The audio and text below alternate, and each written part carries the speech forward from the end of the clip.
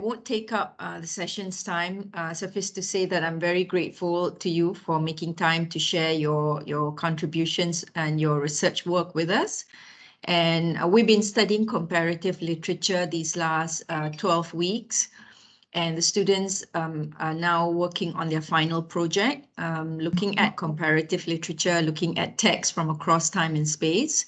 We're working towards individual final research for them.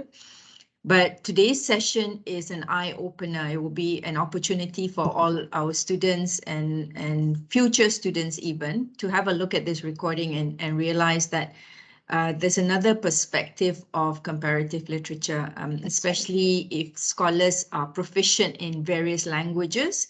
They will be able to even appreciate text in its original form, right? And so we welcome you, and I'm more than happy to have a listen to what you have to share with us. So I offer you the mic. Thank you so much. Thank you so much, Dr. Rahina. Bismillahirrahmanirrahim. Okay. Alhamdulillah, wassalatu wassalamu ala ashrafil anbiya wal mursalin wa ala alihi wa sahbihi ajma'in. Okay. Hello, everyone. My name is Dr. Firuz Akhtar, binti Bohari, but I'm known as Dr. Firuz Akhtar Lubis for my writings. I have another name for that. So I am from the Faculty of Islamic Studies, and my expertise is in comparative literature, but the language I'm dealing with is Arabic, Persian, and Malay. So it's from that side. So I'm dealing with mostly Islamic languages, we can say that, okay, because there are about 7 languages in the Islamic world, and I'm dealing with only 3 of those, not more than that. So inshallah, today I'd like to share with you my research, comparative literature. This research I did when I did for my doctorate studies, and I graduated from the School of Oriental and African Studies, SOAS, University of London, in 2019, about 3 years ago. Yeah. So I think I would like to share a bit. I mostly dealt with Arabic and Persian at first because my degree was in Iran. So I did Persian language and literature for my degree. And then for my master's, I went to America.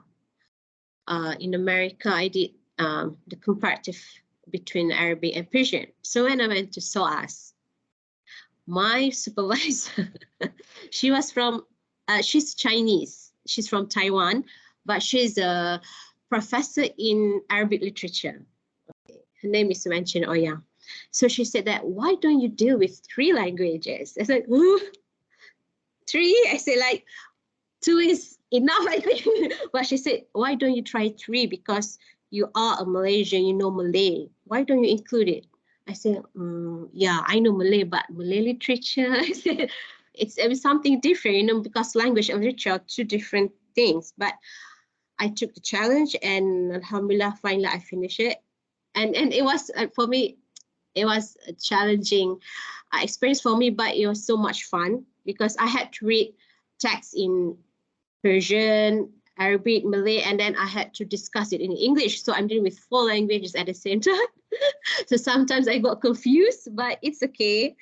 It's fun, actually. You know, when you know a few languages and you can read the text in their own original languages, you could feel it, you could understand it properly, you know, because sometimes the translation couldn't represent the feelings and the context they wanted to say it. But it's not an excuse. If you don't know the language, you can still study it. Okay, so don't let it be a discouragement to you. So I think I would like to share my slide. Okay, let me see.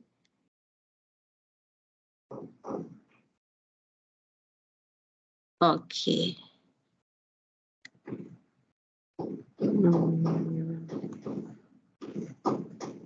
Can you see my slide? Yes, very pretty.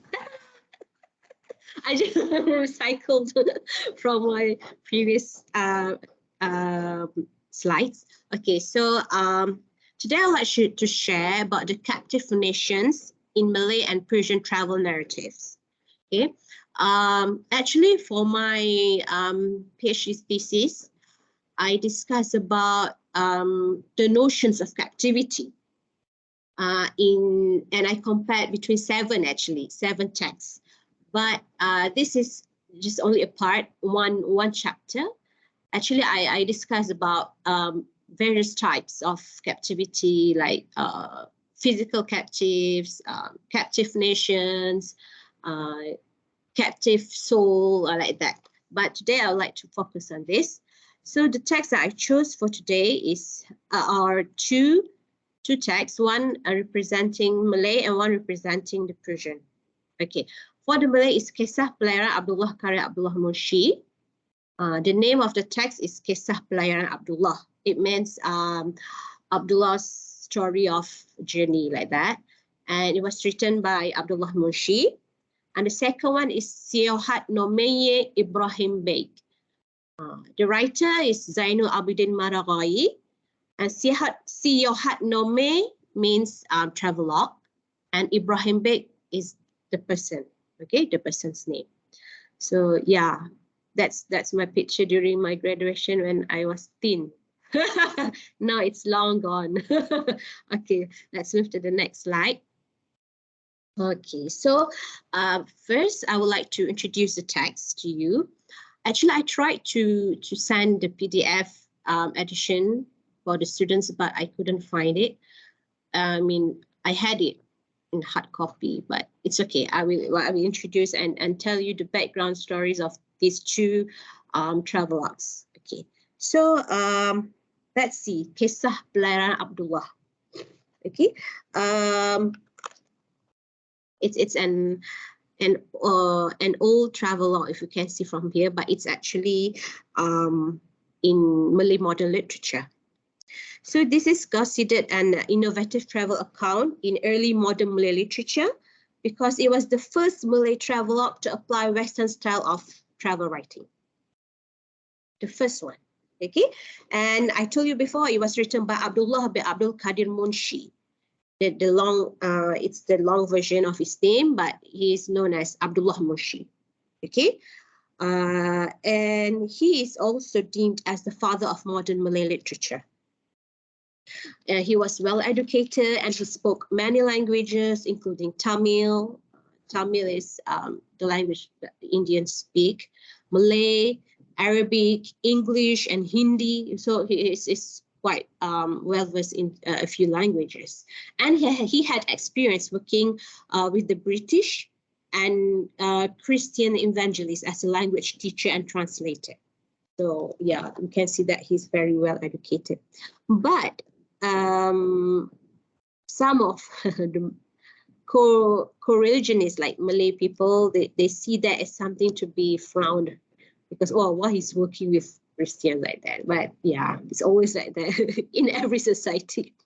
So his masterpiece actually is Hikayat Abdullah. He has many works. Okay, his masterpiece is Hikayat Abdullah, but for my research, I'm focusing on Kisah Pelayaran Abdullah. His less popular works, but still an important piece from him.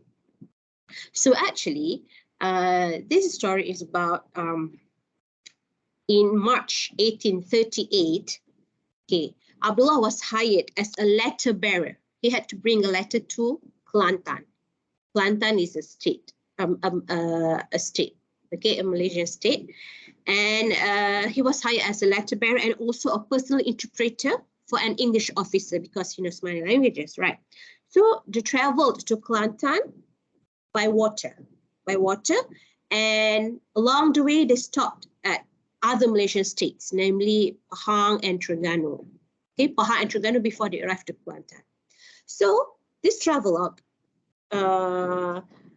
is a form of experience, travel account. And the account provided detailed observations of the places and their inhabitants, along with social commentaries. Okay, so for me, the commentaries are quite interesting. It's what I will tell you after this. So actually, it was not requested by any ruler, okay? Because sometimes travelogues were written upon request from the rulers, like maybe a sultan asked a person to write a travelogue or something like that. But Abdullah, he was not requested by anyone, but he was motivated by a British missionary called Alfred North. Alfred North went to him and said, why don't you write a travelogue recording all your experience? So he tried to write a travelogue. And of course, Alfred North, because he motivated him to do it, he helped him a little bit. He taught him how to write the travelogue with the Western style. So alhamdulillah, he could finish it. And it was interesting because it was the first time that Abdullah placed himself at the center. I mean, here he talked about himself, I, because according to the common theme in classic Malay works, there were lots of self-effacement.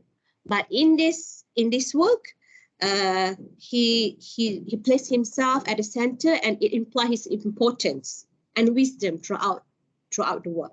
Okay, so it's something new for Malay literature at that time. But I told you before, the social commentary is quite interesting, and it is actually a controversial piece for the critics because there are unpleasant remarks about Malay society and Malay royal family member. So that's why it's a controversy. But he never touched about any sensitive religious issues. Okay, there were critiques about British rulers, but the tone is milder compared to comments about Malay rulers. And he also criticized Malay princes, Malay prince, and also he criticized Malay food as being smelly, while praising butter, which is British food. I say like, oh, busuk here, like that. Okay, so of course, some of readers don't like this travelogue because they said that Abdullah looks like he tried too hard to convey that he's more Western, or like he had civilized values, and sometimes he overdone to the point that he sounds more English. When there are some opinions like that, and there's also opinion saying that it makes him stuck in the middle, not being accepted by his own community and not also from the colonizers. So yeah, there are so many opinions about him. But just to remind you that the travelogue actually was drafted in 2 phases. The original one was written by Abdullah Mushi himself, and then he gave it to Alfred North so that he could check it. And actually, the revised version was a little bit different from the original. So we never knew. Maybe Alfred North did something, something at the travelogue, adding some exhibit comments or whatsoever. But yeah, it was written in 2 phases. But even though it's a controversial piece, it was actually utilized as textbooks in schools. Before this, and because it analyzed situations through a combination of information such as and expressions. But of course, there are also opinions say that he's sabotaging Malay values or whatsoever. But because of this controversial piece, I looked at this from a different perspective. For me, the unfavorable narrations in this travelogue It's not like merely for degrading Malays, but it is a strategy actually to expose the nation's captivity. So it's like an act of rescuing the nation from being indulged in backwardness, something like that, instead of treachery. That's my opinion. Okay. Okay. So this is the first one. Let's see the second one.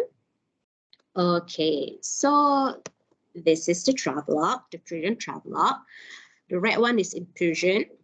Siyohat Nomeye Ibrahim Beg. If you know Arabic, when you read Quran, basically they have the same alphabets, but there are a few alphabets that are different in Persian, like the letter Pa, Pe, and we took it for our Jawi. Pa, Cha, we also took it for our Jawi.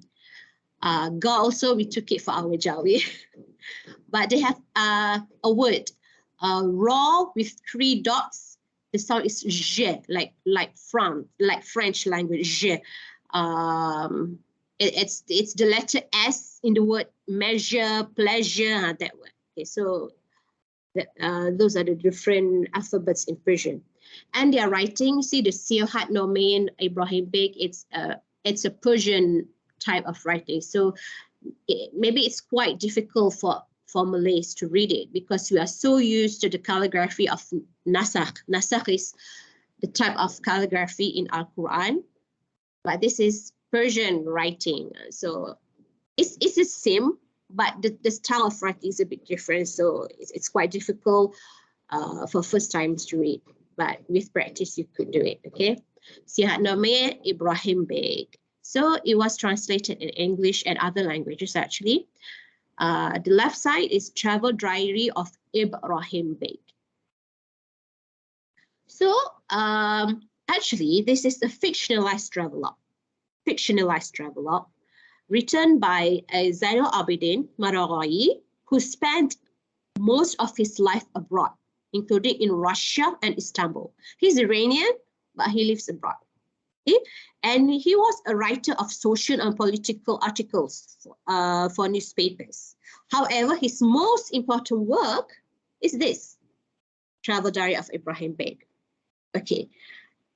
The interesting thing is, this travel diary is believed to be the first Persian novel with European style. So you can see the linking point with Abdullah's book. So this is also the first one, but for Persian literature. The first novel with European style, okay? Because just like Malay literature, classic Malay literature, before there were lots of self-effacement, but now with Western style, they highlighted the me and the I in the work. So there are also opinions saying that this is not a novel, but a travelogue written in Maqamah style. Okay, Maqamah style is a style for Arabic literature. I will not go deep into that because it will make you confused. But basically, Maqamah style includes narration style in rhymed prose. And there's also the existence of hero and narrator in the story. And the hero usually appear at public places. That is Maqamah style for Arabic literature. So you can see it in this travelogue. But nevertheless, we can just say that it's a hybrid type of novel that is mixed with Maqamah form. Okay, so this is the fictionalized travelogue. Meanwhile, Abdullah Smushi travelogue is actual travelogue. Okay. And actually, this travelogue had a remarkable effect on Iranian constitutional revolution. If you know the history of Iran, it happened between 1905 until 1907 because it depicted the real conditions of the politics, society, and culture of Iran in the late 19th century and the early 20th century. So, but it was presented in the form of an imaginary travel account. So this kind of sparks question about why did Maraghai chose travel diary as the genre for the first Persian novel? So there are also opinions saying that the narration was likely chosen to take advantage of the popular Persian travelogue literature during 19th century. That time, travelogue was already popular in Iran. Okay, so it may be a favorable strategy for Maraghi to introduce a novel in the form of travelogue. And it also might be a strategy to avoid any responsibility for criticism because it was merely fiction. Okay, because this travelogue, actually, it has the same tone like Abdullah Moshe's travelogue because it has many comments and criticism towards the criticism of the society and the leaders. That is why actually one of the main reason I chose these two travelogues, because if we want, generally travelogues would tell us about beautiful places, something exciting that make you happy. But these two, they have like, how can I say, dark tone in it. But for me, it's interesting to compare. Okay, so this travelogue was actually published in 3 volumes. Following the trend of the time. And the travelogue illustrated the bitter truth about the society. But due to restrictions in controversial publications, the first and the second volumes of the travelogue were published anonymously. Okay, the first one was published in Cairo during 1896. The second one was in Calcutta, India in 1905. And the third one was in Istanbul, 1909. Only the third one, the name of the author appeared on the book. This one, Zainal Abidin Maraghi. Okay, but later we have like many editions of it. And now the travelogue that I'm discussing with you is the first one. Okay, because it embodies a travel account with a dominant mood of disappointment and annoyance. You see, annoyance. Okay, so this travelogue has been translated to many languages, including German, Germany, Russian, and English. Okay, and the first one and the English translation was done by James D. Clark. Okay, so actually, this is a story about Ibrahim Beg, who is Iranian by origin, but was born and raised in Egypt. Okay, this is the main character, okay, Ibrahim Beg. His father teaches him about the wonders and stories about Iran, saying that, oh, Iran is the best place in the world and it's very wonderful, even though Ibrahim Beg had never gone there. But his father kept telling about wonderful stories about Iran. So it developed some kind of fanaticism in Ibrahim, even though he haven't seen it. Okay, so he would pick a fight with anyone who talked bad about Iran. So one day, his father got sick, and his last wish was for Ibrahim to travel to Iran. He said, "Go. You always hear about the stories. Now you go and see by yourself." So he went there. He went to Iran. But paradoxically, Iran is different from his father's description. So making him experience deep and bitter disappointment. And if you read it, you can see in the novel. Okay. So most of the expressions in this travelogue are either depressing or acerbic. At a glance, the fictional character, Ibrahim Beg and Maraghi, seem to have the same condition. What condition? As Iranians who live in foreign countries. Okay.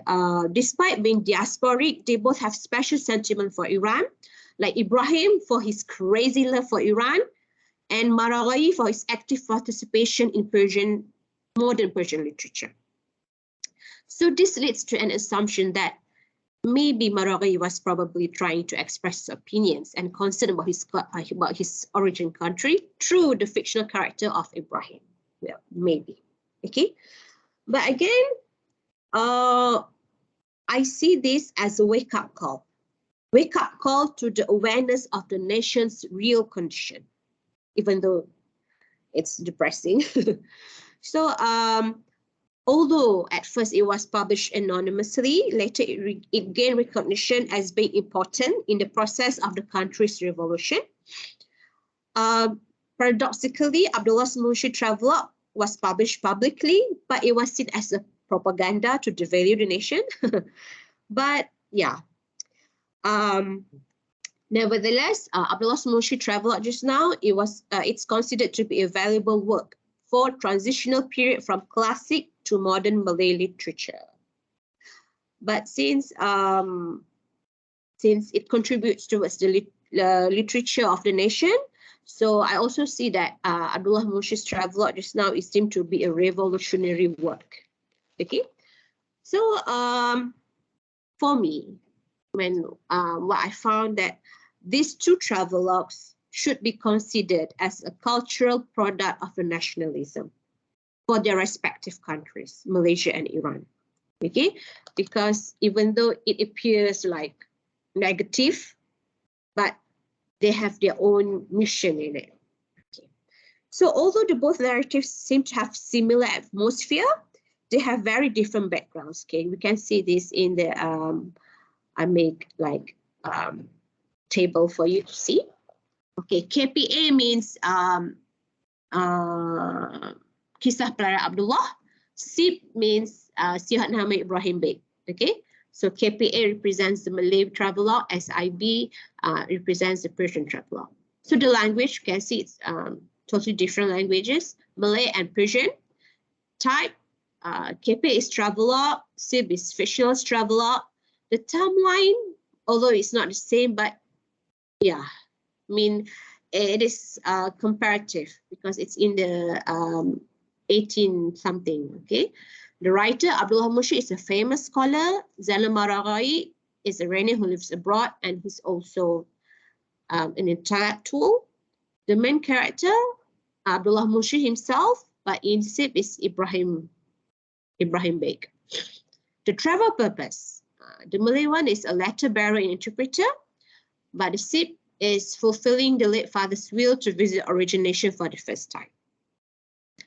The itinerary, Abdullah went to Malay states on East Coast, while Ibrahim went to Iranian states. And the political background was Malay Sultanate for Malay Travelogue and Qajar dynasty for the Persian Travelogue. I mean, if you want to look for, if you want to know more about Qajar, later you can see. But Qajar it's a powerful dynasty at that time. Okay. Okay, let's see.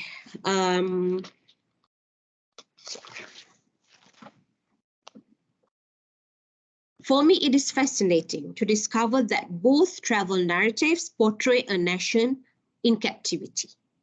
Okay, because they provide realistic descriptions that show the captivity of the society, the leaders, and eventually the nation. So there are three steps of it: society, leaders, and nation. So it is worth noting that both travelogues of presentation of the chains of captivity are strikingly similar. So interesting for me. The things that they mention are strikingly similar. So yeah, it means that it seems for me like these travelogues have their own mission, but we have to discover it ourselves. So firstly, I would like to explain the chains of captivity that bind the society in both travelogues. Okay, the first one, of course, there's criticism of the society, is about ignorance. And the theme of ignorance, I could categorize it into two. The first one is knowledge variety, and the second one is priorities. Okay, so both travelogues talk about the same thing.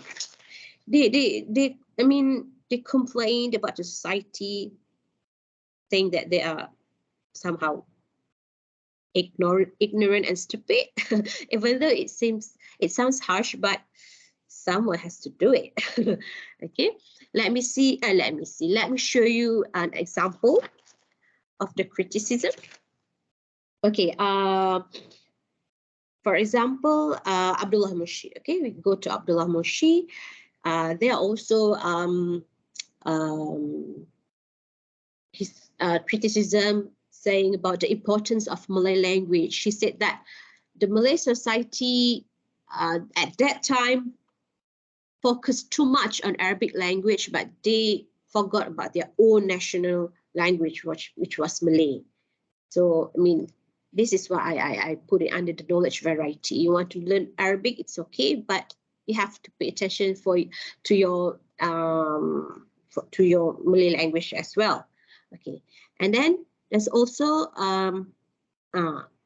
this is a part where he criticized and stresses the significance of life management knowledge. So this is under the knowledge variety. Okay, you also need to know how to manage your life. You will see. We'll see here. Originally it's in Malay, but I put the translation here. And I saw cattle and buffaloes and goats by the hundred lying all over the rice fields. They had no pens and no one was looking after them. They just lived on their own. I asked the man who owned them. He said that everyone on the locality owned some. They went about in herds and multiplied. They might get taken by tigers. They might just die. They might produce young. No one cared. Okay, I asked whether they were not milked and was their flesh not eaten. He said, no. People in Kelantan did not care for milk or meat. They infinitely preferred fish. Okay. I reflected that if a man in Singapore had even half of these animals, they would soon make him rich. I observed too that all these animals and livestock generally and the plants were in fine condition. So, it's in spite of being blessed with many domestic animals, Malay in Kelantan at that time wasted their golden opportunity without even realizing it. So with lack of proper living places and supervision for the animals, no benefits taken, and total negligence. So we can see that the community can be seen as being entrapped in the prison of ignorance. Although there is no direct criticism of Kelantanese in this text, but the comparison with Singapore reflects a double tone, implying that the ignorance of Malays in Kelantan, for whom a better life would be possible if they knew how to reap the benefits of their rich natural resources. So this is one of many criticism in the text. Next, we can see that I didn't put it here, but for the Persian traveler, it focuses on the heediness of Iranians towards art and sciences. And then he also said that they should have paid more attention towards how to teach arts and science for the Iranians instead of teaching only chemistry, physics, like that. Okay. Oh, sorry. Abdullah Mushi also talked about the incompetence in recognizing priorities. Okay. For example, he displays the tradition of the Malays, the tradition of Malaysia that he visited. He mocked the tradition of the Malay community because he said that, for example, I just read for you. As regards the laws of the country, you must not keep an umbrella up when passing the house of a Raja. And you must not wear shoes or yellow clothes. All these are absolutely forbidden. When I heard this, I smiled inwardly. What stupid and pointless regulations. What piffling things were forbidden as criminal? Why didn't they forbid birds to fly over the palace? Why didn't they forbid mosquitoes to bite the Raja and bugs to hide in the pillow? Why didn't they forbid elephants to trumpet in front of the palace and people to have cockfights in front of it? All such things are on a par with the things which are prohibited. Molehills me into mountains. So you see, he criticized the tradition of a Malay state, and it is very sensitive for Malay people at the time. But we also can say that what he's saying is quite true, because sometimes the tradition is quite useless sometimes, because and that's why he tried to say it, and he was the only person who had the courage to say it. Okay, so on another hand, Persian travelogue also focuses on oppositions between important and trivial matters in the newspaper of that time. Okay, I won't go there. The second one is I'd like to share with you. This is very interesting for me. It's about filthiness. Both of the travelogues talk about filthiness. It's like, wow, how could they think about the same thing? Persian and Malay people the same? I don't know. Okay, so it is really fascinating for me that both focus on the importance of hygiene, and both also portray cleanliness as one of the fundamentals for civilization and the development of a nation. But there are different strategies between these two travelogues. Abdullah Mushi's strategy is to talk about this topic, filthiness, many times, and he repeats it many times. But in the Persian travelogue, it's more about exaggeration and vivid description. Okay? But they both talk about the same thing, about filthiness. So I just okay, this is, I just put a little bit Persian. I read for you. But for example, I can say that Abdullah, he continuously display the filthiness actually to spread captivity awareness. But sometimes it is so frequent that it becomes annoying. Okay, but actually he wants to show that this is a very serious matter. Okay, I want to read a little bit of this excerpt for you, not this one on the slide. Okay, this is from Abdullah Mushi. The houses were thatched and poorly constructed. Under them were puddles and piles of rubbish under the house. Okay, I entered a number of houses to see how they were arranged inside, and observed the sleeping and living and eating arrangements. Everything was dirty and smelly. So the observation demonstrates dirtiness in many categories: the people's dwellings, the habits, the utensils, the food and surroundings. This description actually hammers the image of filthiness in the reader's mind. Okay, so sometimes we say, oh, maybe Abdullah is a clean freak or whatsoever, but he's actually talking about the real situation. But sometimes people see it as being Anglophilic, being like someone working under British. But how can we say that? Exposing the reality of society's dirtiness matter. Okay, because both of the travelogues treat it as a severe problem that could drag the nation into misery.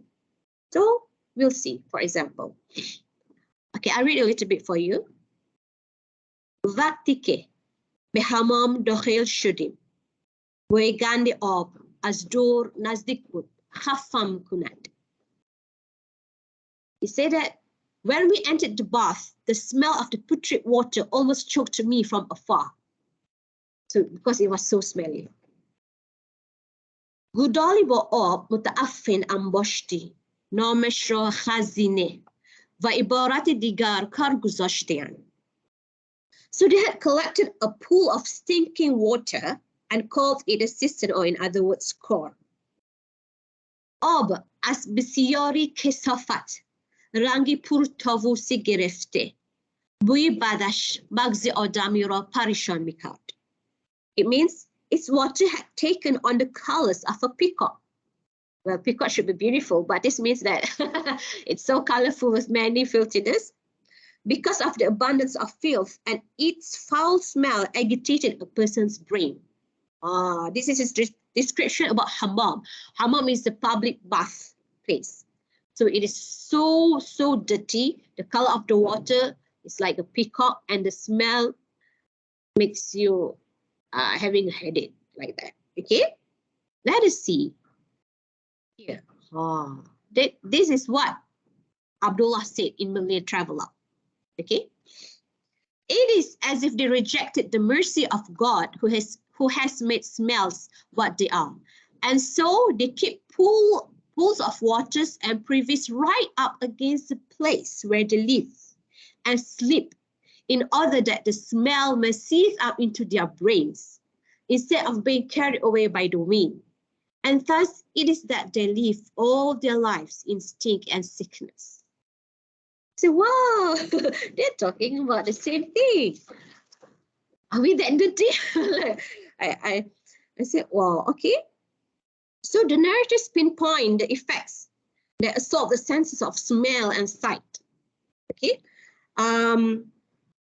Like I said in the Persian one, the analogy of the water's color as being the color of peacock creates the vividness of dirtiness in the reader's mind. While Abdullah stresses the bad habit of living excrement under the house and living in a putrid environment as if it were normal as an act of opposing God's grace. And we know that in Islam, that purification is half of faith, but still it is a big problem in a society. So we can say that the aggressive narrations on filthiness are in dialogism to convey its effect on the brain. The foul smell that irritates the brain is represented as being harmful to health, and its putridness actually numbs the mind from intelligent thinking, thus creating a hindrance for personal development and eventually the advancement of the country. Therefore, it is crucial to recognize the indifference towards hygiene as one of the captivity chains of the society. Even though it might seem like, something not important, but it is actually really, really important for a nation's development. Okay, so we talk about filthiness and we talk about ignorance just now. How we say about idleness, the next chain captivity. So, in Abdullah's Travelogue, he says about how the Malay people like to lounge about at the river, not doing work, something like that, okay?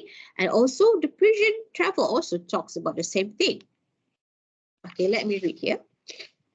As I said about the condition of the people of the city, they are, to that same degree, satisfied with the world day and night. They don't want to rise one step above the place where they are standing now. Self-indulgence and wantonness have taken over every bit of their bodies. One brother is distant from the house because of being afflicted with the illness of leprosy. Another brother is enjoying himself beside the river with others. A group is afflicted with the incurable pain of smoking opium, which is worse than leprosy.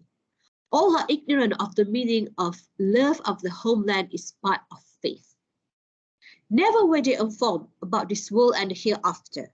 They are completely ignorant of the benefits of increasing the wealth of the general populace, the science of living, and patriotism. They are dead but alive, alive but dead. So, Zainal Abidin went to a few states, and each time he described the society there, he would finish the description with this: they are dead but alive, alive but dead. Many times. So the prominent factors that contribute towards this: a lack of ambition and motivation, self-indulgence, and wantonness. So these two travelogues are both in conversation in an attempt to display the danger of idleness in the community. So even though it seems like, it's harmless, but it actually causes serious damage to a nation, since the people are actually the builders of a nation. So when they don't do anything, it's a threat for the nation. Okay, so this is what I wanted to share about the chains of captivity in a society.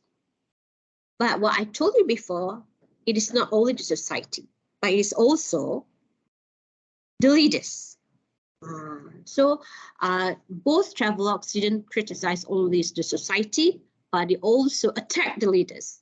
So for them, the problems of the leaders are two: indifference and greed. Indifference and greed. So let us see indifference. What does it mean by indifference? This is in the Malay travelogue. So Abdullah Mushi, he went there and he met Raja Temena. Raja Temena is one of the royal members. So he described it. Early next morning, Grand Parade, the British officer, and I went ashore to see Raja Temena. But we found that he was still asleep in a house by the shore. He did not get up until about 11 o'clock. The fact was that he was also an opium smoker. He was very thin, a bag of bones. In fact, his lips were black, and he had a spiritless look. When he got up, I sat chatting with him for a while about my forthcoming voyage. We were only waiting for the Chinese boat.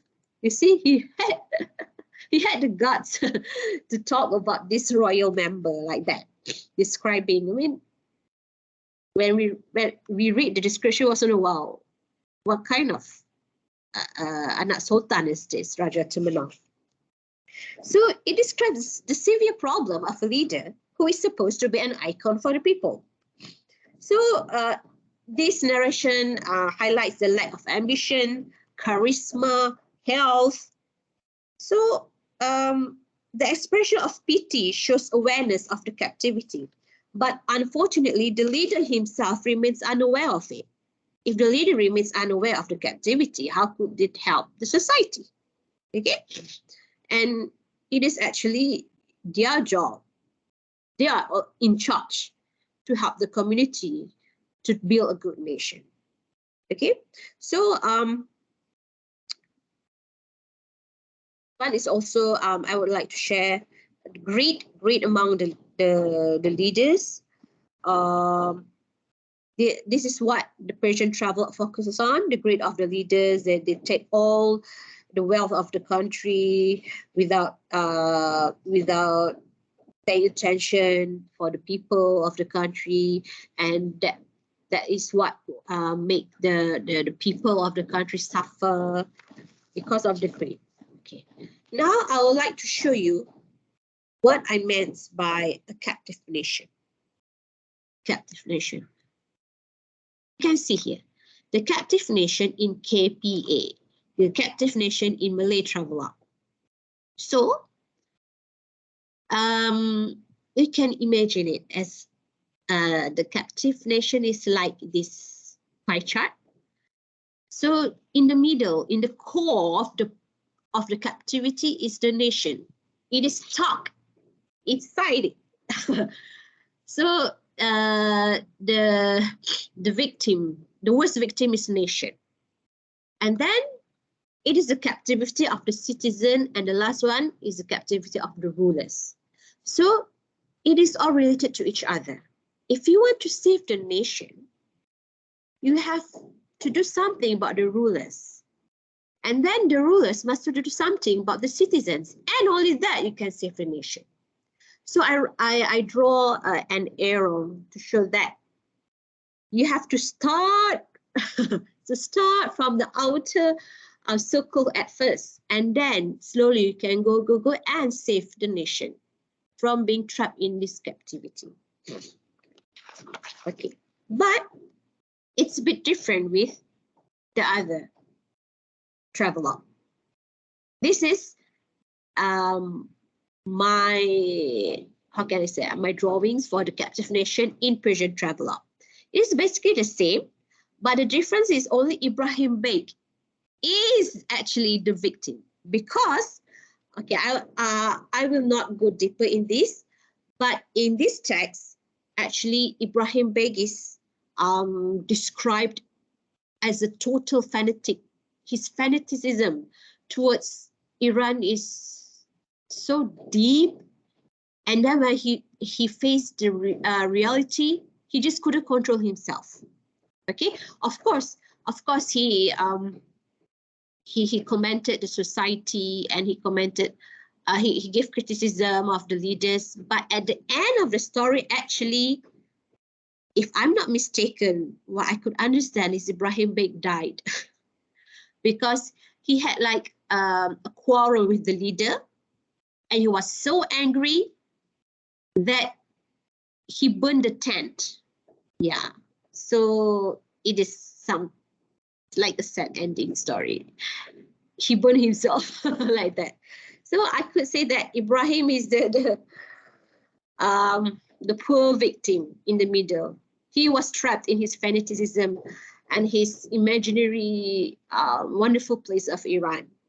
And actually, it was the nation and then the citizen and the leaders outside. So the same thing, like the Malay travelogue, if we want to rescue the nation and also rescue Ibrahim, they have to fix it from the outer circle first, from the leaders and the citizen, and then they save the nation. And then Ibrahim will be happy because actually the nation is actually a good place to stay, for example. Okay. So I would like to share with you my opinions about the rescue path that I meant here. So when I say that if you want to save the nations from captivity, you need to rescue them one by one step to another. So I see that rescue path actually exists in both of the travelogues.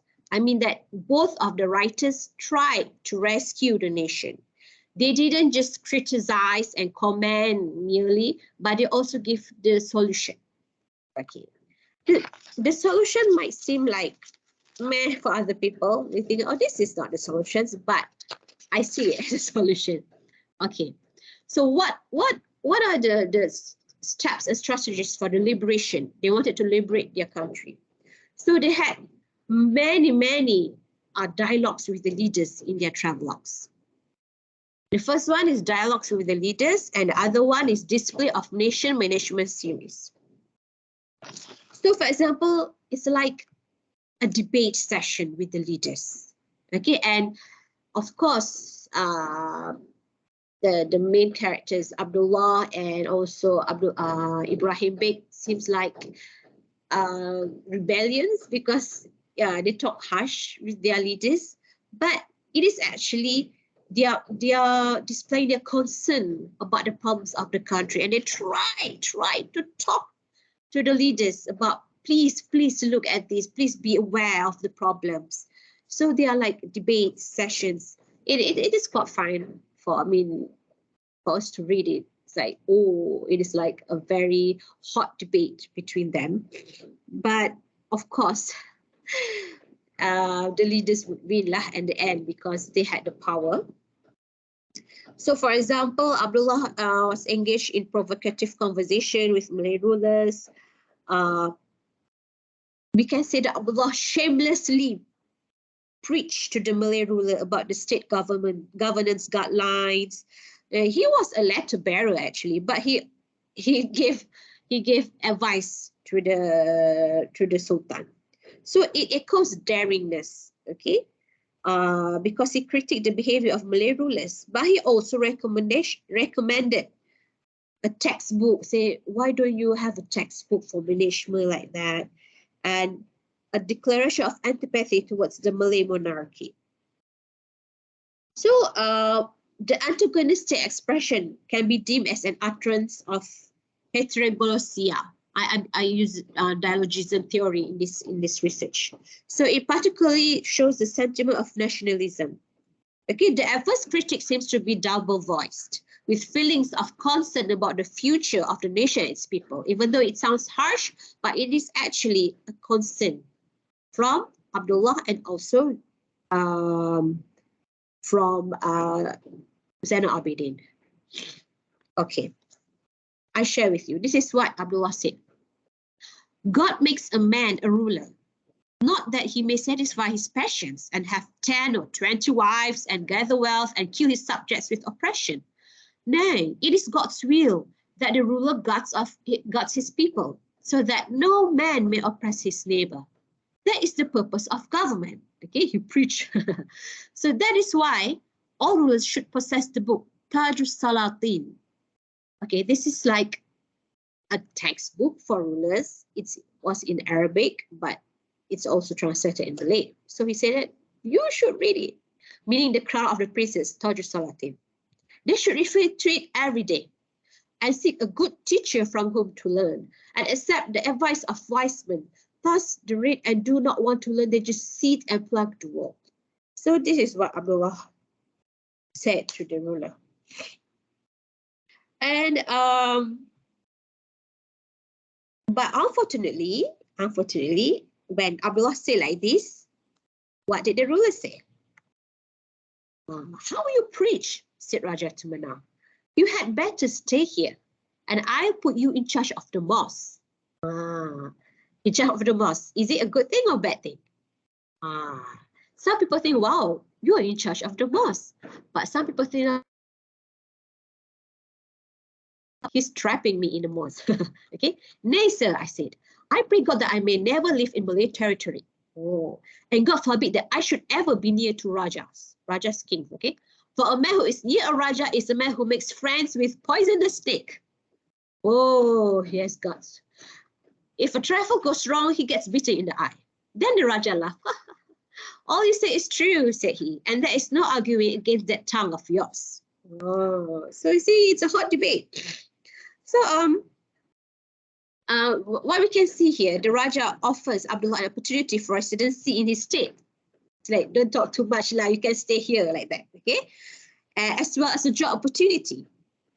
This might seem like a friendly reply from a generous royal member, but it is actually a tease. It is double voice with sarcasm to urge Abdullah to suspend his lecture, actually. It might also be a possible threat to confine Abdullah's duties within the parameters of a mosque. In this regard, Abdullah does not blatantly refuse the possibly fake offer. Instead, he avoids a potential confrontation with a humble gesture of what? Of kala boleh. Kala boleh. Kala boleh means if it is possible. It is a polite way for the Malays to say tak mau. Okay? And continues by uttering a prayer. So, despite his previous effort, Abdullah makes a second attempt by delivering a heteroglacia of prayers, which connotes his refusal of the offer, disfavoring the Malay management by its monarch, and proclaiming the captivity that haunts the community under Malay patronage, which is carefully layered with the analogy of a man and a snake. Okay? So, Tengku Cik Menasib he agrees with Abdullah's remark, but he declines his preach or his advice with a laughter. It seems like it's a joke for him. You see, Abdullah tried. Not that he didn't do anything. He tried to get advice. He tried to rescue the nation, but yeah. So this is what we can see. These are one of the examples, hot debates in both travelogues. Okay. In the Persian travelogue, even the people were beaten by the leaders because the leader got angry. At least Tengku Temena didn't get angry. Okay. Oh, sorry. Okay. So the second one is the display of nation management strategies. Okay. The strategies might appear a little bit boring for people because it seems like a preach also. You should do like this, you should do like this. They just give like lots and lots of strategies for the nation management. Well, we do not face the problem like them. So we feel that, oh, this is too much. But actually it is important for the people that time to know.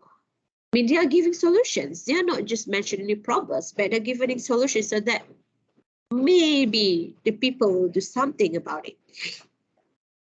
So this also actually reflects the components of Andar's literature. There's also a small genre in Persian literature. We call it Andars. Andars means giving advice. So so this is like also a hybrid, a little bit of Andar's literature in their travelogues. Okay? Because it is actually a tool to enhance the double voiceness of nationalism. Okay, so this, even though it's a harsh travelogue, but with these advices, it shows that they are concerned and they really wanted to do something about their country. And it is actually up to us as readers. How can we take that travelogues? We look from the negative side only, or we take it from the positive side. So okay, so what we can say that freedom is also an abstract notion. Okay, liberation from conceptual captivity is also a very complicated struggle. However, the two travelogues played their part well, at least in my opinion, because both travel narratives remain as cultural nationalist products with their own style, with their own distinctive style. Okay, so although the travelogues contain active dialogism that portrays various forms of captivity, they actually inspire new generations to liberate the captive nation. And yeah, we hope that the readers could detect that, okay, to liberate their own nations, to show them that please wake up. There's serious problems in our country and please do something. So that's it. This is what I can share a little bit about my research on captive nation.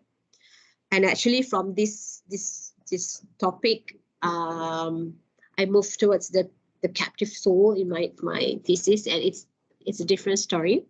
But hopefully you enjoy my sharing, because for me, when you discover travelogues that have an interesting meeting point like these two travelogues, I mean, they are from different languages, different countries, but the style and the mood are quite the same. So it is interesting for you to choose. That's why for students for comparative literature, I suggest you to choose well the text of your research. You just can't, I mean, please don't just pick up anything and you force them to be compared. No. They must have something in the middle that connects both of them. And from the connection, we'll see the difference between it. But the most important thing is the connection. And it's like what people, Malay people say, that cinta tak boleh dipaksa, means that love cannot be forced. They must have connection, and then you can choose them for comparison. For me, when I first started my research, I told you before that I didn't know much about Malay literature. And then when my supervisor suggested it, it was so difficult for me because I didn't know anything about Malay literature at that time. And I met my third supervisor. His name is Ben what I forgot, Ben something. He's an English professor, but he is an expert in Malay literature. So he asked me, okay, Firuz, what do you know about Malay literature? Can you give me some examples? I said, I don't know, Professor. So why are you studying Malay literature? Is it because you're Malay?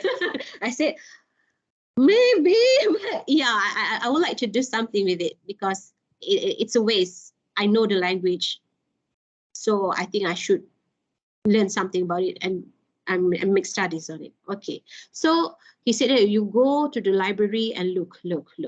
And when I asked my supervisor, I asked her, how many travelogues should I read? How many travelogues should I study? She said, just go and look. I said, so I just tried and looked. I found about 14 travelogues. For me that, oh, these travelogues are quite interesting. Maybe they can relate to the captivity topic that I wanted to study. But of course, at first I didn't have the exact idea yet, just some abstract ideas. So I said, okay, Prof, I found 14 travelogues. Which one do you think I should read? And she said, you can read all. So I read 14 travelogues page by page. And it took me about, I think, nearly a year to read all of it because there are 14 travelogues in 3 languages, and I read it page by page, and I wrote notes. So I had many notebooks. And then finally, when I finished it, she said, okay, you tell me, what do you think about the travelogue? So I gave my opinion. So she said, okay, you can drop 7. I said, what? I read 14. But even though in a glance, oh Allah, you wasted a year reading 14 travelogues. But actually, by reading 14, it gave me a lot of background information. And it helped me a lot during my research. Because you read a lot. I mean, you have to read a lot. you're doing masters or PhD, right? So even though I at last only 7 travelogues were selected for my research, but the other 7 did well for my research. They helped me a lot. So I hope that you students will enjoy the process of comparative literature research. For me, it is a very interesting subject, and it actually shows your ability, to understand many languages, many contextual meaning of different literature, different society, and not all people can do that. Only chosen people like you guys, like you girls, two girls. You're very lucky. So yeah, I think that's all from me. I'm sorry if there's any mistake or whatsoever in my sharing. I just got excited to share. I hope that you enjoyed my sharing. Thank you so much, Doctor. MashaAllah. Thank you so much, Dr. Firuz. That was beautiful, engaging. I'm going to we have a few minutes with Dr. Firuz before she has to leave. So I would like Elia and Cherish to engage with her if you have any questions for Dr. Firuz. Go ahead. Okay, hi and Assalamualaikum, Dr. Firuz. Thank you for that very interesting and insightful sharing on your research. That was very informative and intriguing to me. So I have a 2-part question. So for the corpus that you're using for that research, what made you decide to choose travel law or travel writing text as compared to maybe fiction text? Is it because it's based on real experiences? That's my first question. And my second question is, as a comparative literature scholar, in the context of doing comparative literature research, how different is the approach in studying travel law or non-fiction text as compared to studying fiction text? Because they're kind of like the opposite, right? Non-fiction are based on real experiences, and fiction is imaginary and fantasy. So do you take account of that differences in the process of doing that research? So yeah, thank you, Doctor.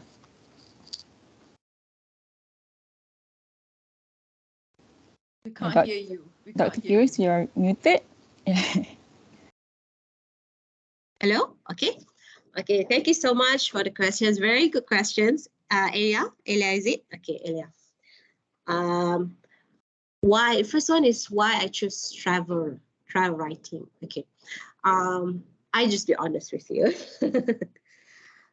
I love travel so much. And I actually write travelogues too. And because I write travelogues, I like to write my experience. This is actually, it was heavily influenced by my own experience, because I travel a lot, and I did my degree, I told you before, in Iran and in America and in London. So I travel a lot, and I think that it is interesting to bring my personal interest into research, and that's the first one. And the second one is, among all the genres, travel writing is not that popular yet in Malaysia, the research for travel writing. So it's like a niche for me, because basically in Malay literature, there are many kind of studies, and they always focus on other genres like novel, pantun or puisi like that. So why don't I try something new?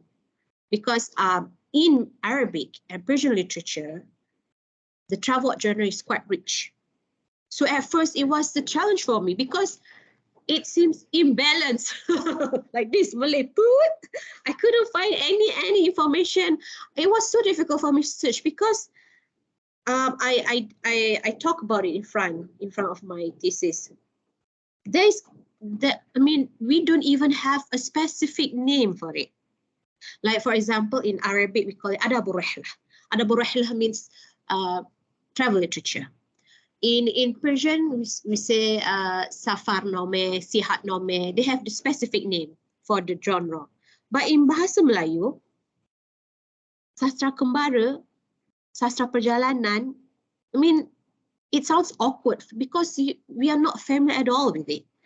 Actually, we have lots of works in travel, but they are usually studied from another perspective. For example, travel books, but they are studied as an autobiography, as an history novel, even though the travel component in that book is very rich, but it has always been neglected. So that is also why I chose it, because yeah, I wanted to bring something new to the field of research from in Malay literature. So and also my supervisor also, she's also an expert in travel writing, because in abroad this specific niche is already popular. They even have travel writing center. Oh, so good. But we don't have that yet. Inshallah one day. So that's why I just take the opportunity, and I choose travel. And of course, my supervisor was very happy to help me, and she was so excited also because it was the first time for her to have a student studying from this background, Malay, Persian, Arabic, because it was usually Arabic for her. So yeah, that's why I chose it. And about the genre, about the fiction or factual, okay. This is actually one of the most debated topics in the field of travel writing. At first, I was also confused when I wanted to choose the corpus. Actually, I admitted that before I went to London for my PhD, I didn't have any experience writing a thesis. My degree, we didn't have to write any thesis at all, FYP, whatsoever, we didn't have to write it. And even in my master's, I took coursework. It was not research, so I didn't write any thesis. So the first time I wrote thesis was during my PhD. And I had no idea. I had no idea, because you need to train yourself first, the critical thinking part and then the writing part. It's writing in academic English. It's not writing for blogs. Oh, I remember the first time I showed my writing, my supervisor said, "Are you writing for a blog?" I said, "Oh, no." She said that, and then she just wrote on my paper nonsense and rubbish. Oh, it was so harsh. But yeah, it made me stronger. It made me stronger and made me learn how I should write. I couldn't complain because she herself is a Chinese. She Arabic is not her native language, English is not her native language, but she could be a professor in SOAS. So yeah, our backgrounds are quite the same. We are foreigners, but we learn something else with some other languages. So it's not an excuse for me to give up. So when I asked her, she said that, "Firuz, please don't put borders in your thinking. Just try to reach wider. Don't make yourself like imprisoned in some kind of thing. Like for PhD, you have to go deeper." She said that. You don't be stuck between like fact, fiction. I want you to look at travel, she said. Travel. I said, yeah, but it's different, the authenticity between the factual and the fiction. Say, yeah, but that is what you should discuss in your analysis. That is what that is where you bring the discussion and make people think. Okay, but that is not your main point. Your main point here is captivity. Your idea of captivity. It's not you're not discussing about whether it is true or not. She said. So in my corpus, I have many types. So it is like I offered many types of perspectives because I use many types of writing. I have factual travelogue, I have fictionalized travelogue, and I also have novels, travel novels.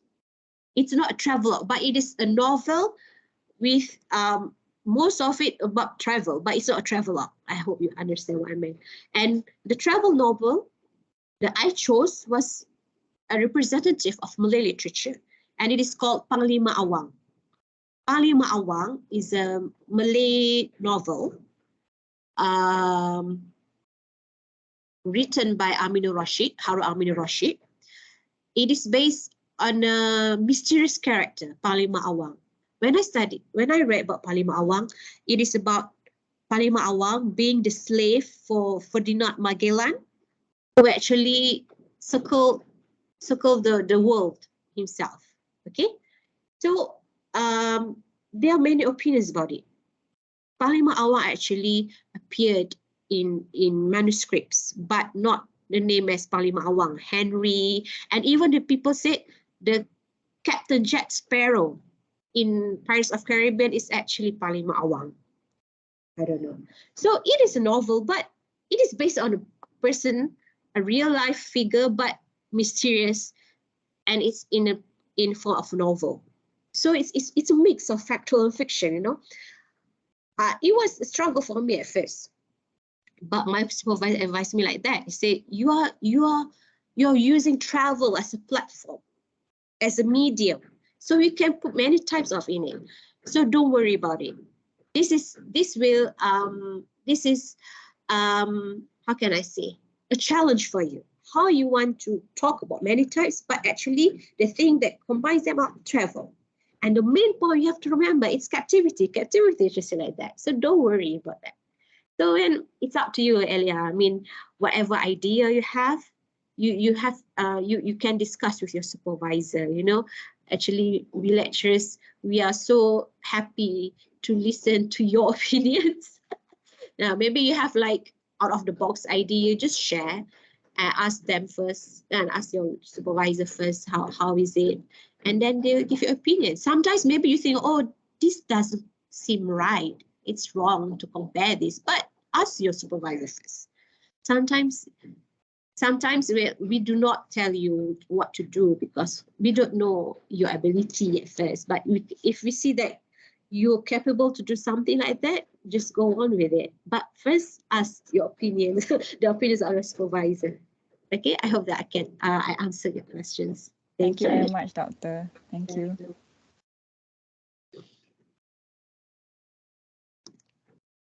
Doctor, I need to give my graduate for your excellent lecture.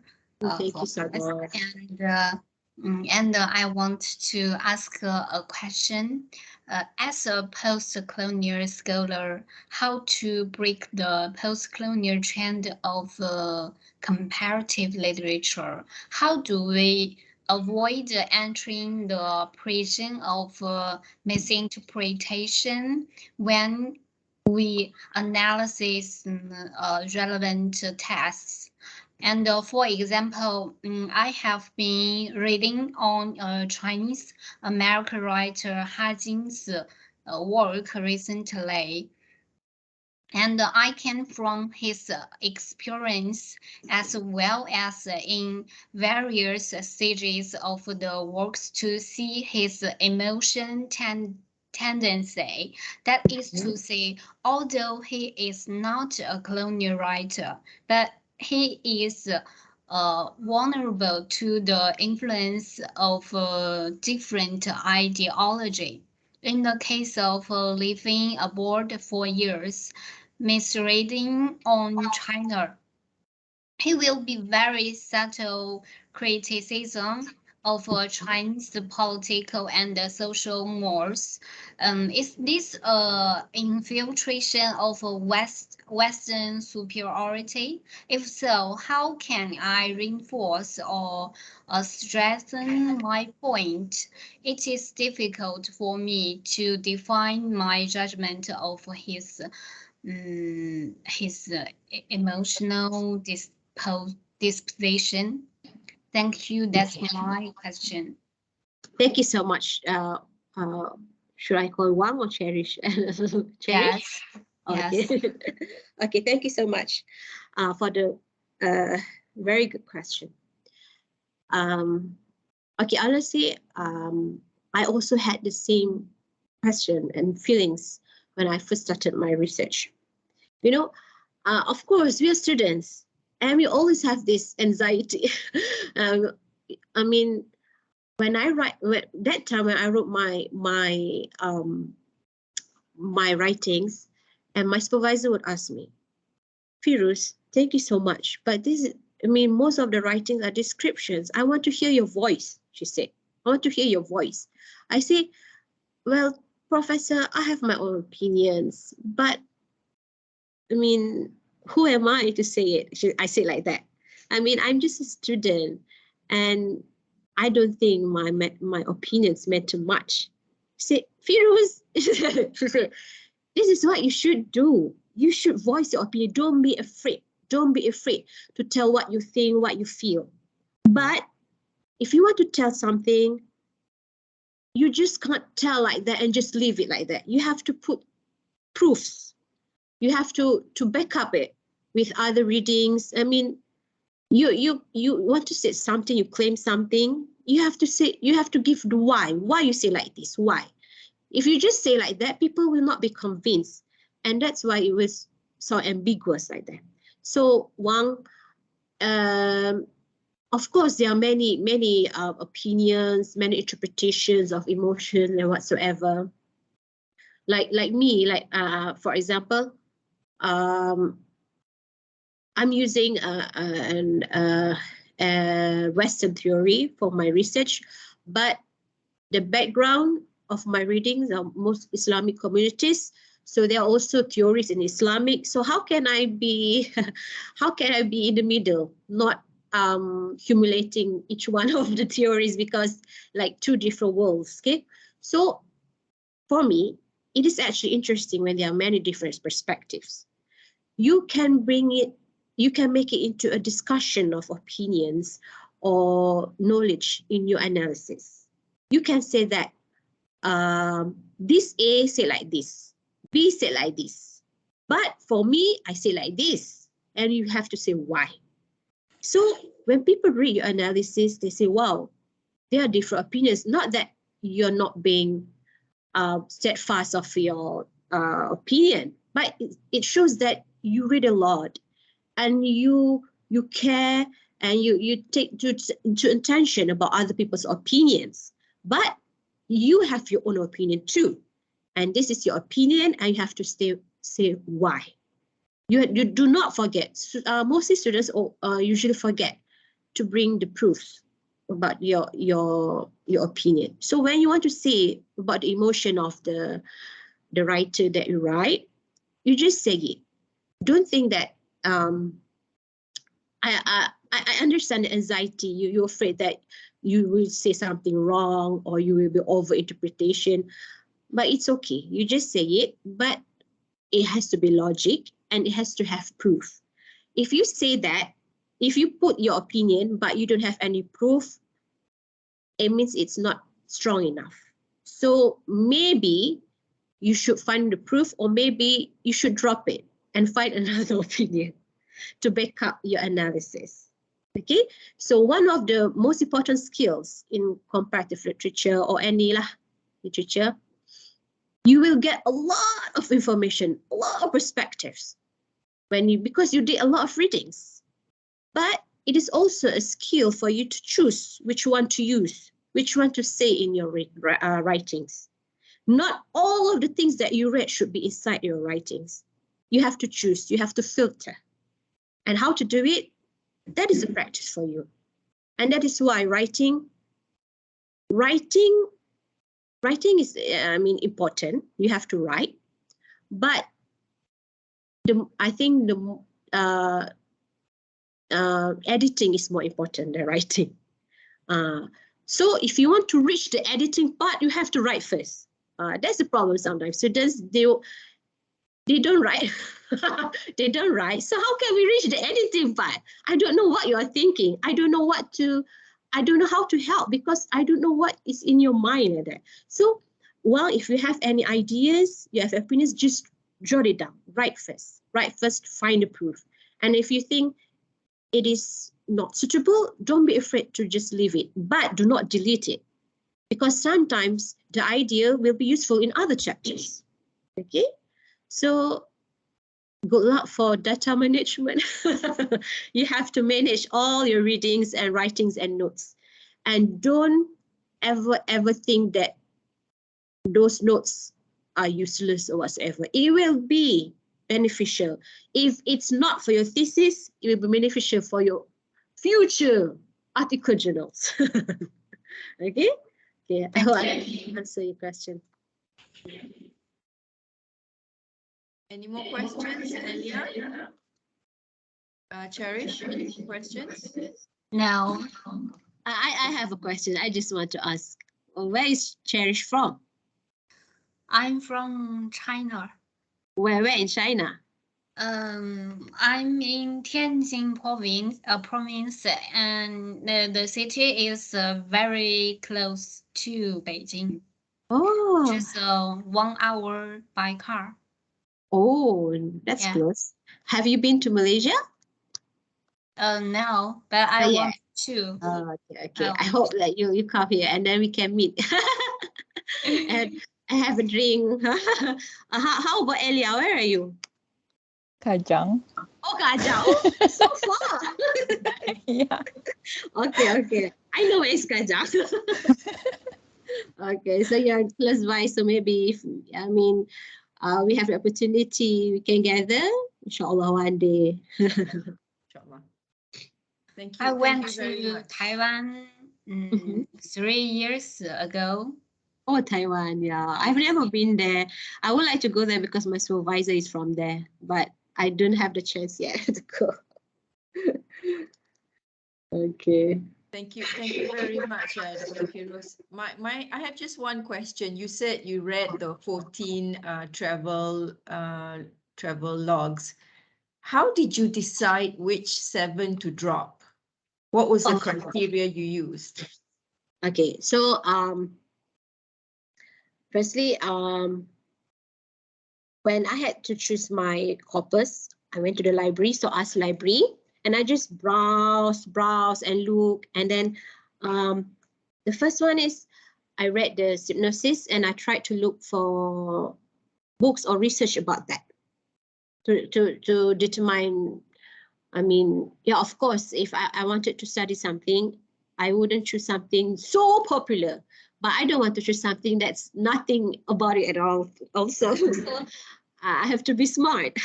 So when I choose 14 and it seems like somehow it relates to captivity, and I sat down and I read. So when I read, like close reading, like eating the pages one by one, I, at the same time, I determine the partners of the traveler. So what I mean is, because I had an idea about because I wanted to study about the notions of captivity, and I have my types of captivity, like I said, nation and some whatsoever. So I chose pairs for it. Like for this, I think this two is very suitable for this captive nation. This two is very suitable for physical captive. So I determined the twins for it, the pairs for it. because they are the most suitable, the most suited to each other. And another one, for my last chapter, I chose Captive Soul, and that book didn't have any twin of any partner. At first, I thought it was like, oh, can I do that? It's not. I mean, nothing to be compared to, because it's very interesting. The traveler is about Sufism. I mean, he travels, but he travels like a Sufi, like he doesn't wear any shoes. He just, I mean, very interesting. But I mean, I wanted to find something that is, I mean, suitable for it so that I can compare, but there's none. And I cannot force it. I cannot force to be compared just because I want to compare. So I said, it's okay. Chapter 5, focus for soul, but only one traveler. But it is still comparative literature because I'm using 7 travelers, and then at the end I will compare all.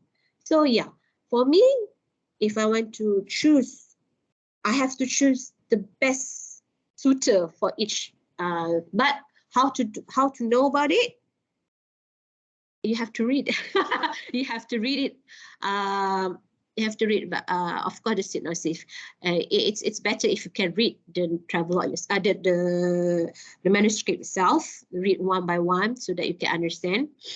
And when I read, for me, I like to read, and then I like to put themes on my reading.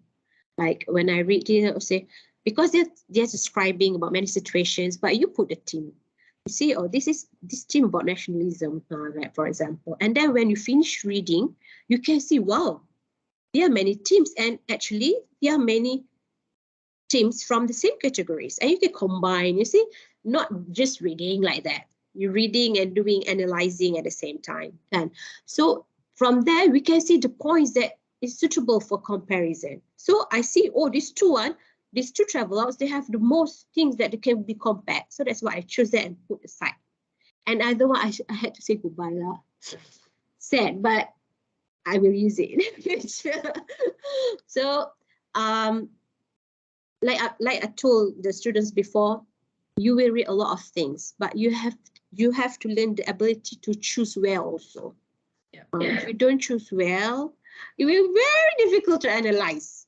You like forcing when you want to compare, but there's nothing similar at all to be compared, or something like that logic. I mean, not logic. So it will be waste. I mean, it's a waste to compare something that's not compatible. So that's why I usually take time with my students, so for them to choose the suitable, the right manuscript. Even though sometimes you say, oh, I still don't have anything to study, but my other friends already started writing. I say, don't worry. You have to choose well. If you choose wrongly, and then you can patah balik, you can come back and choose another one. So make good decision, choose well. That's it. Thank you very much. Very good advice, Dr. Firuz. Thank you so much. First of all, thank you for your sharing session, and as well, your candid experience about going through the journey of being a comparative literature scholar and writing a thesis. So I think you shared a lot of gems with us today. And the recording will definitely be rewatched many times. So thank you for that. On behalf of Cherish and Elia, I just want to say thank you, and may the knowledge that you shared with us today be a source of barakah for you for this life and for the next, inshallah. I will also just say thank you so much, Dr. Rahana, for inviting me. It's a very big honor for me because it's weird. Someone from other faculty invited someone from Faculty of Islamic Studies, because when I told my colleagues that I was invited, they was also, oh, okay. It's not easy. I mean, honestly, it's not easy for Islamic Studies faculty to give a speech in English like this. So alhamdulillah, I feel very honored because I mean you like me to share my opinion, and I'm so excited and happy because we are actually from the same field, yeah, discipline, but from various perspectives, and it's very interesting to just to know each other and then learn more, right? And I also wish good luck for the students. You're very lucky to have Dr. Rahana as your lecturer, as a supervisor. If you have any questions, just ask. And then you're in very good hands, very good hands. So just go. They are in what semester now?